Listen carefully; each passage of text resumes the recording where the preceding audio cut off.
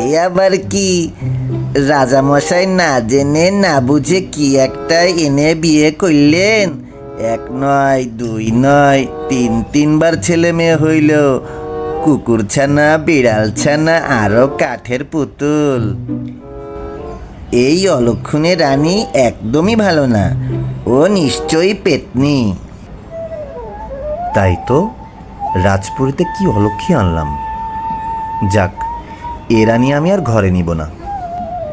হিংসুক দুই বোন হেসে খেলে মনের সুখে নিজ নিজ বাড়িতে চলে গেল।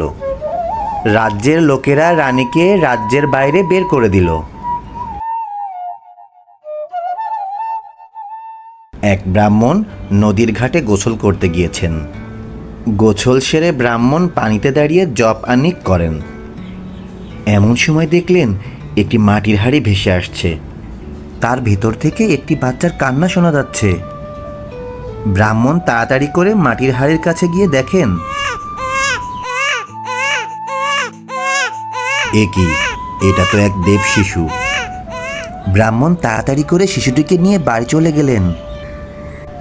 তার পরের বছর একইভাবে আরেকটি মাটির পাত্রে আরেকটি দেবপুত্র পেলেন। তার পরের বছর একইভাবে মাটির হাঁড়িতে আরেকটি দেবকন্যা পেলেন। হিংসুক খালারা ভাসিয়ে দিয়েছিল। আর এই শিশুগুলা রাজপরিবার দিয়ে ব্রাহ্মণের বাড়িতে বাতি জ্বালালো। এই শিশুগুলি ব্রাহ্মণের বাড়িতে আসার পর থেকে ব্রাহ্মণের আয় উন্নতির অনেক বরকত হলো। ব্রাহ্মণ এখন পরম সুখে আছেন।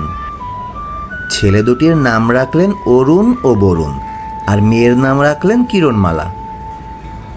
অরুণ, বরুণ, কিরণের হাসি শুনলে বনের পাখিরা পর্যন্ত গান গায়। দেখতে দেখতে তিন ভাই বোন বড় হলো। অরুণ বরুণ ব্রাহ্মণের সকল বিদ্যা পড়লেন, আর কিরণমালা ব্রাহ্মণের ঘর সংসার হাতে নিলেন। একদিন হঠাৎ করে ব্রাহ্মণ মারা গেলেন।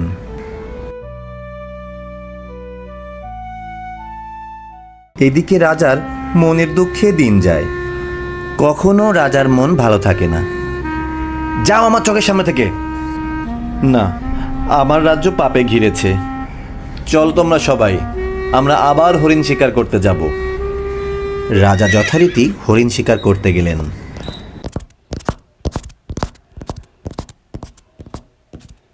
জঙ্গলে প্রচুর ঝড় বৃষ্টি শুরু হলো। রাজা সঙ্গী সাথী হারিয়ে, পথ হারিয়ে একটি গাছের নিচে রাত কাটালেন।